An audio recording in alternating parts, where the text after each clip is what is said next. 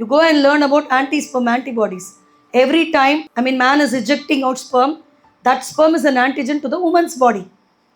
இல்லையா? அப்போ அடிக்கடி பார்ட்னர் மாற்றினா என்ன ஆகும்? You are giving so many antigens into the woman's tract. புரியுதா? அவங்களுக்கு புரியாது, உங்களுக்கு புரியும். You are medical graduates. That's why they said, try to live with one particular partner. Don't disturb your immune system. எல்லாத்துக்கும் அடிப்படை இம்யூன் சிஸ்டம் தான்.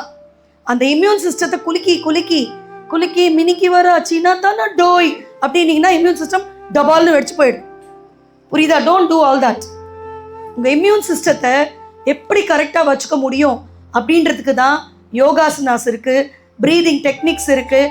காலையில் எழுந்து காலை கடன் முடித்தவுடன் கதிரவனை பார்த்து அங்கே 10 நிமிடம் நில்லுங்க, விட்டமின் D3 வரும், தைராக்சின் சுரக்கும், இதெல்லாம் சொல்லியிருக்காங்க. அவங்க விட்டமின் D3 வரும், தைராக்சின் வரும் சொல்ல. நம்மளுடைய வாழ்வியல் கலாச்சார முறையே அப்படித்தான் படைக்கப்பட்டது. உங்களுடைய வேர்களுக்கு திரும்பி செல்லுங்கள். உங்கள் வேர்களில் இருந்து பூத்த உங்கள் மூதாதையர்கள் எதை முக்கியமாக சொல்லி கொடுத்தார்களோ, கற்றுக் கொடுத்தார்களோ, அதை நோக்கி உங்கள் அறிவை செலுத்துங்கள், ரிசர்ச் பண்ணுங்க. அப்ப உங்களுடைய உடல், மனம், ஆன்மா அத்தனையும் சுத்தமா இருக்கும். அந்த மாதிரி ஒரு நல்ல நிலையில தான் உங்களால அடுத்த ஒரு இனத்தையே கிரியேட் பண்ண முடியும்.